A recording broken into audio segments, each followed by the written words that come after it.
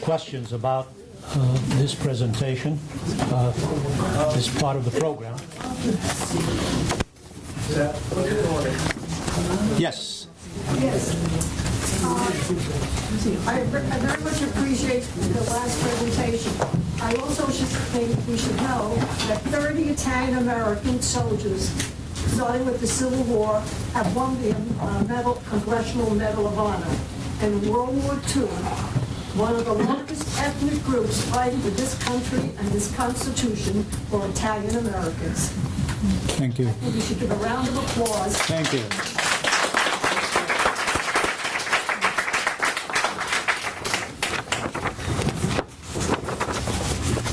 Any other questions?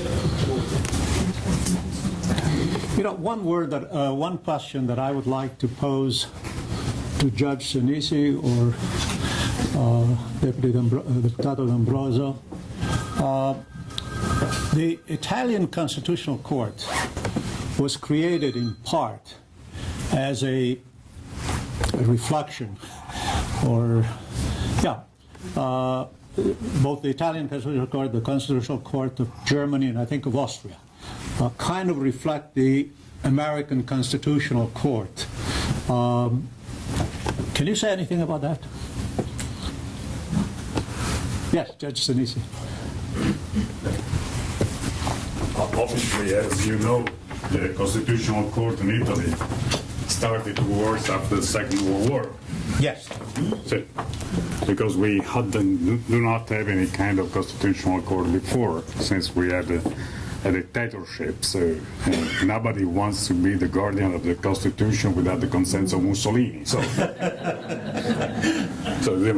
for these reasons, we do have a Constitutional Court, but it's not. I cannot say it's emulating the one you have in the United States, since they have a different jurisdiction. Our Constitutional Court is a guardian just of our Constitution, since the Supreme Court is the guardian of all the legislation of the federal legislation of the United States, including the Constitution. So it's a quite different role. It's more French, the reflection of the organization of our Constitutional Court of 15 members, not of 9 members like the Supreme Court. So it comes from a different tradition, European tradition, with a different, totally different role. But it doesn't mean that there is some context. Obviously, any constitutional court has the similar role to protect the state, the democracy, since any kind of despotism and any kinds of intrusion of any kind of dictatorship of decision of people that are not allowed to modify the way of democratic states. But there is no other linkage until the fact that after the Second World War, we obviously had the support of the American institution in shaping our democratic institution. That's obviously historically true. Thank you. Yes, sir. I would like to concur with the other speaker, with Professor Dr. Sinisi, in that the U.S. Constitution is mostly descriptive. It says what the office of the president does, and what is the Congress, and what is the House of Representatives, etc. While the Italian, if I'm not mistaken, is prescriptive. It tells what to do, how to do things like that. So I think they are basically very different in that respect. The U.S. Constitution simply says something, but the others, they say in a way what will be determined to do. The way, simply say, one is descriptive, the other one is prescriptive. Are you provoking me? No, that's not it. I did a 200 pages research on the influence of Phil and Jury on the U.S. Constitution. No, I was Any other questions or comments? Anyway, Do you have any questions? if I may, from the just for colleague? your curiosity, the conclusion of the research was that, for example, Justice Scalia said that the Second and the Eighth Amendment of the American Constitution rise from the Italian Enlightenment, but I can add that also the Sixth Amendment comes from the Italian Enlightenment, because if you see the Sixth Amendment as written, the right of the accused to be informed about the accusation, which is written in the third volume of the Science of Legislation, in a page that was specifically requested from Benjamin Franklin to Gaetano Filangieri. So, obviously, Benjamin Franklin, Gaetano Filangieri died in 1988, and Franklin before the amendments of the Constitution, but he has 8 volumes of the Science of Legislation to share with the Founding Fathers. So it's philological, it's obviously is not a historical document, but it's philological truth. The Sixth Amendment comes from Gaetano Filangieri as well.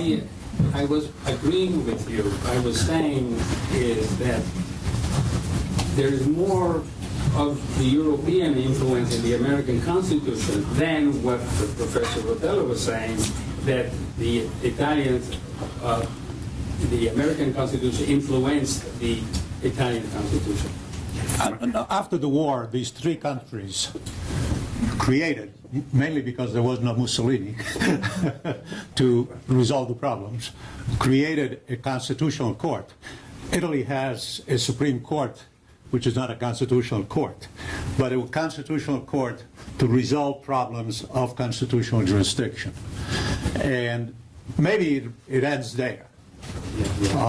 And I have not followed the evolution of the Italian Supreme Constitutional Court.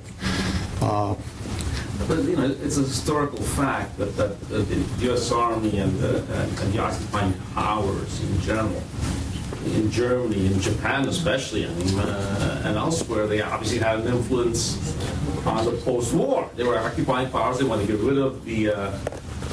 They wanted to get rid of obviously the vestiges of the fascist era in Italy, and so they promoted the democratic institutions, which the United States obviously had an interest as the victorious power and also as a democratic power to create a democratic society. Obviously, within the context of what the time requisites were, obviously whatever came out had to meet what the Italian people wanted. Yeah. You know, they played a great influence. There's no question that there And are back and forth. basic Just like differences our Constitution, between. you know, I mean. Yeah, between the 2 institutions, but it is an inspiration. Maybe it just left at that, and then it took a shape of its own. In fact, there was a court of constitutional jurisdiction before the Italian Constitutional Court, which was a court of constitutional jurisdiction between Sicily and Italy. And that functioned in a way, it had a more restricted and specific activity, and then it was just when the regular court was appointed, the other one was disappeared.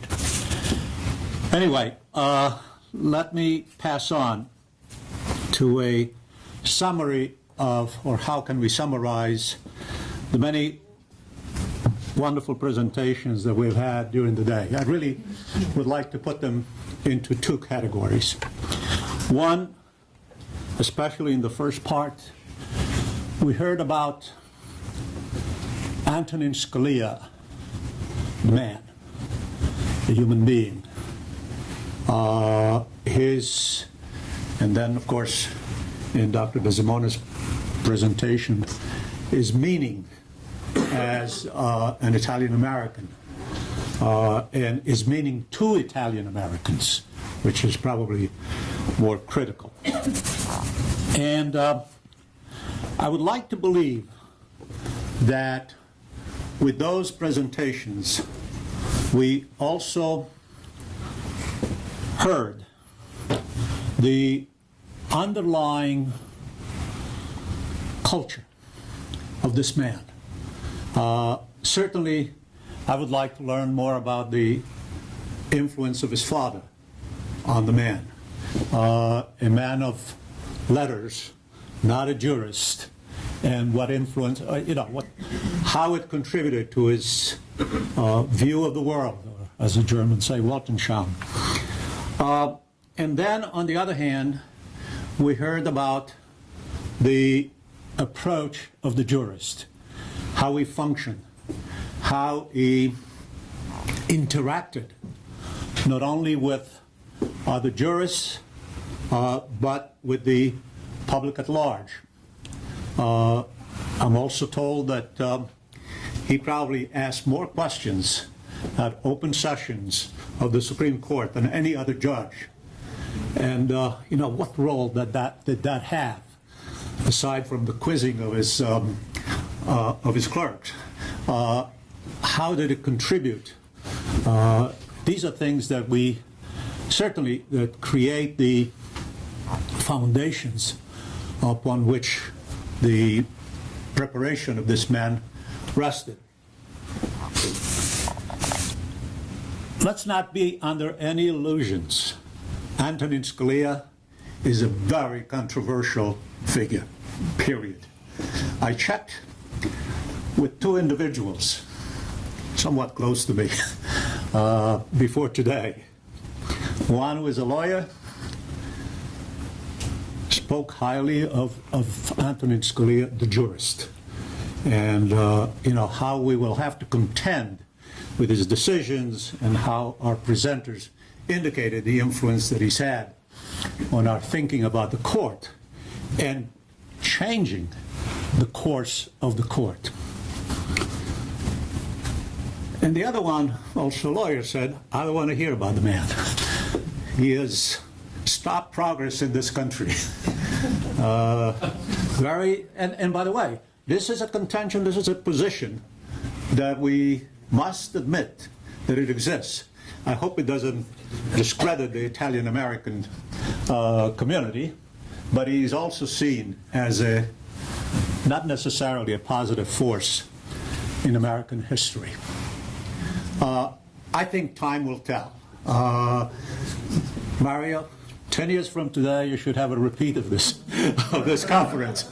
Let's see where we stand. But certainly, I don't think we have heard the end. And things, we will hear more as time passes. However, I believe that there is one contribution that he has made that is acknowledged both by, I don't want to call it right and left, I would say the pros and the cons. And that is that he's forced us to think about the origin of our system. Of course, these are, he had a theory for this, his own philosophy of the role of the court. And I think, as we were reminded several times today, it is not a democratic institution, the U.S. Supreme Court. In fact, by the way, an advantage of the Italian Supreme Court, the judges rotate. On the Italian Supreme Court, once you're appointed, you stay for life. It's one of the few positions. And it's very interesting, in my estimation, and I think it was pointed out over and over again by our presenters, that his philosophy of returning to the origin was, in many ways, part of this sense of judicial restraint. Let's be realistic. When a court decides a case, it decides a case for him, for me, or for the other. Why should it decide it for everybody? If we are truly a democratic institution, as Judge Scalia, I assume, would have said over and over again, go change the law or go change the Constitution. But I think the most beneficial effect, and here I speak as a political scientist, as a student of political philosophy, I think has forced us to think about the origin. And that is important in two ways. And I think our presenters, especially Judge Sinisi, made this quite clear. Because in those origins, there was an extremely valuable contribution of political philosophy. And also, contrary to the other historian interpreters who want to interpret the Constitution in terms of today, it forced us to think about the fundamental values on which the Constitution rests. Values that were quite clear way back. And by the way, I hope that as you, Judge Sinisi, as you give us your presentation, you have a bit of a bibliography, because I would like to check some of those contributions of Filangieri and others to put them in historical context. He has forced both the right and the left, and those curves that were shown by Professor Fitzpatrick were very telling, how the thinking or the functioning of the court changed after the arrival of Justice Scalia on the Supreme Court. We forget that at the heart of the American Constitution, there's a tremendous contribution of political philosophy, of concern, of belief in democracy, but concern with democracy. 1789, it's long ago. Democracy, of course, the ideas of liberty, of freedom, the ideas of all men created equal come from the French Enlightenment and whatnot. But there had been no experiment with democracy in a modern sense. And there was a fear. I mean, if you read the Federalist Papers carefully, there's a tremendous fear of what democracy can do. It can turn into mobocracy. And these are some of the questions that the founding fathers dealt with in the Federalist Papers. And it's forcing us today, and this is perhaps the greatest contribution, to deal not only with the meaning of the words, but also with the context of those words. And we're learning of the tremendous richness of the on which the system has rested. Let me just quote from Thomas Paine, and I quote, "The independence of America was accompanied by a revolution in the principles and practices of government. The foundation of the United States was laid in freedom and justice. Government founded on a moral theory, on a system of universal peace, on the indivisible hereditary rights of man, is now revolving from west to east by a stronger impulse than the government of the sword revolved from east to west." So it was a new experiment that the founding fathers dealt with, and they were extremely conscious of the problems that it presented. And I think it's important for us that we are aware of their thinking, of the problems that the system faced then and faces today. In a sense, on this, I think both pros and cons can agree that Scalia's contribution was a unique and great contribution. Thank you very much for your presentation.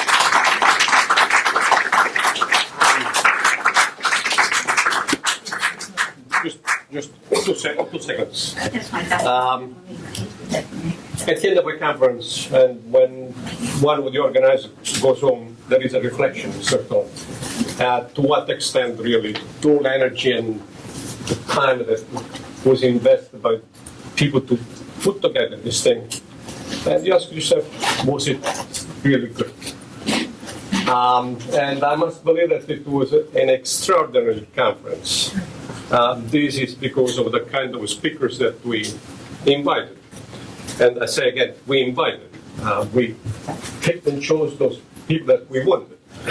And it was organized in such a way that we started with the judges, those that had experience in a judicial system, but then we wanted to continue with those people that young, there is no question about it, but with energy and with, you understand now, those too bad that many of my students are not here, only very few, how the law clerks are chosen and what bright minds really they are.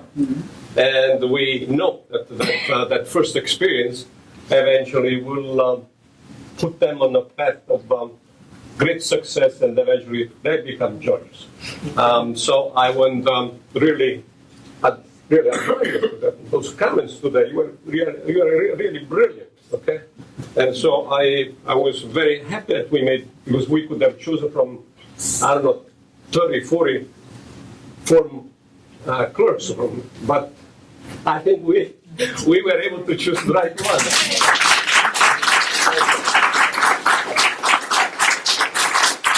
I'm sorry that one of your colleagues could not make it over here. He was coming from Washington. He got to New York City, and he got news that somebody very close in the family died, and he had to turn around. So we express our condolence to him. It's clear. I've been organizing conference for many years. Many conferences always put some extra speakers. Well, from the moment we start, 4 or 5 months before, because through the process, it does happen that some just on the way to the forum and then don't get there. I was certainly, I learned a lot. I'm not a political scientist. I'm not a lawyer. I'm not a jurist. But I learned a lot. You spoke a language that everybody, including people from the community, could understand everything that you were saying. So you brought to a level that was clear and accessible, the ideas. I was certainly happy that our friends from Italy came. Both of them, beautiful input. There was one regret that I wish that a couple of my colleagues who teach or should teach Italian American Studies were not here to listen to Judge Sinisi, to see the kind of things that could be done in class and given to our students. And the contribution, instead of teaching the course, continue to teach a course on mafia in order to attract students. I think that to attract students. I teach a course and my students are here. In the process, I attract between 150 to 250 students just teaching a course on modern Italy. Okay?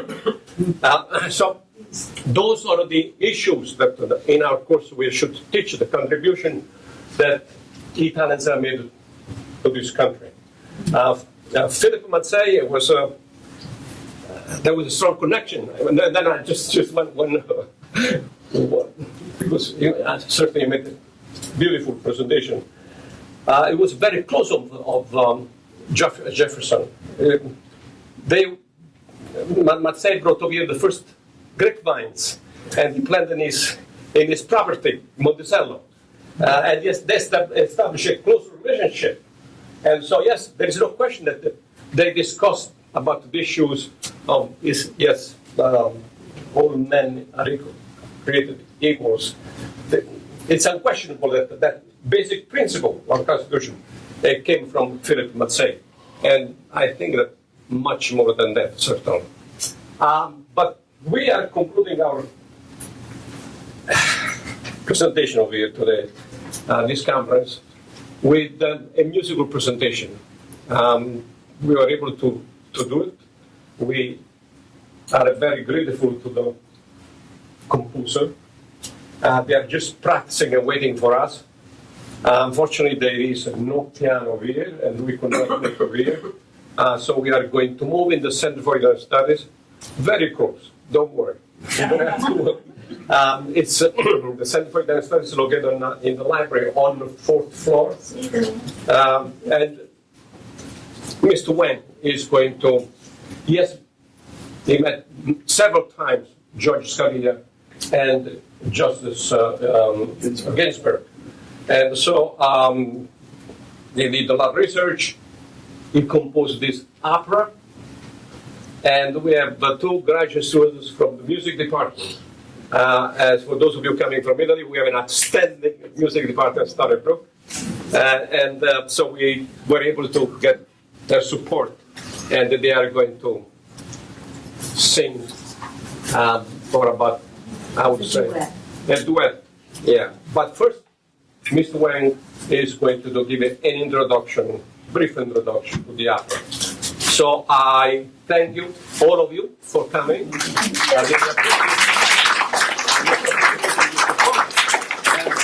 If you would like to join us, it's a short walk to the library.